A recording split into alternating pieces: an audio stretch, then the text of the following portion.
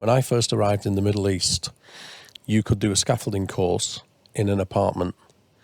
So we used to say, do you do the cantilever out the window, and things like that, So we looked at different parts of the world. We've been in Algeria, Albania, also Cameroon. We've been to training courses in Cameroon where we had to wait for them to move the cows off the field so they could be trained, you know what I mean, and things like that. There's all sorts of comedy that we've had over the years. We went to Turkey to start a partnership, and the guy had about enough layer to do a one-lift tower. Yeah. And we said, you're going to need a bit more of that, pal.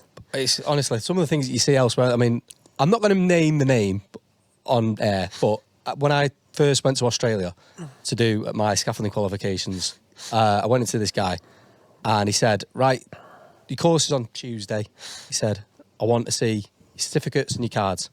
So I'd done my advanced at Training 2000 in 2010.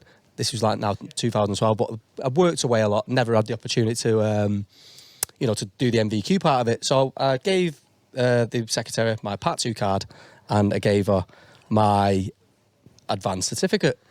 So we get in the morning, everyone's dead nice, friendly. How's it going? Yeah, nice to be where you living, where you staying, etc. It's nice. Went upstairs, sat down in the classroom. The instructor comes walking in. He goes, Isaac Morrison. I said, yeah, that's me. He goes, outside. So I popped outside and he said, why are you trying to pull the wool over my eyes? I said, can we just start again? I said, what do you mean? He said, that's not an advanced card, is it? I said, no, it's a certificate. I never said it. Well, you asked me for my cards and my certificates. That's what I've got. Bearing in mind, this is only a 2-day course. So I said, look, I said, let's just start again. I just want to do my course. I said, if I'm not advanced, just you train me as much as you think you need to get me to advanced. I'll pay the money. It's fine. So he goes, right. He said, I'm going to cut you a deal. He said, just know that you can't pull the wool over my eyes. And he said, we'll start again. Anyway, next day goes into the classroom. Oh, sorry, the same day. Go back into the classroom. There's the answers. There's the questions. Copy the answers onto the questions. I was like, okay. Next day, we go out into the training area. He said, see that 8-foot quick stage bay there? He said, knock that down for us. All right. You must want a bit of extra room in the training area. We knocked the 8-foot quick stage bay over, stripped it. He said, well done, boys, you've passed. After all this spiel about, don't you pull the wool over my eyes, you could go out there and kill somebody. The levels of training that you see elsewhere, and I do believe, by the way, that it's getting a lot better in Australia. I'm not throwing those guys under the bus. I know they do a lot of great work. We sent a guy over to Australia to do a 5-day basic course, mystery shopper, so to speak. He's been an instructor, he's an advanced scaffolder, he's also an inspector around the north of England. And we find him over there. And he did a 5-day course, and we told him to act as you know nothing. And he was just labouring.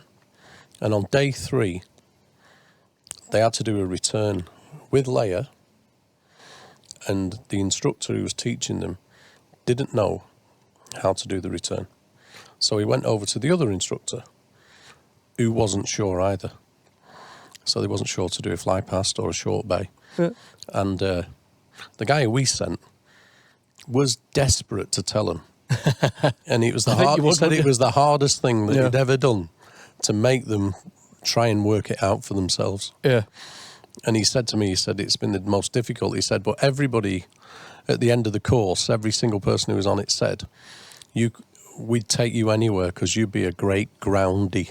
He called him. And he thought to himself, I've got 25 years experience as a scaffolder. Yeah.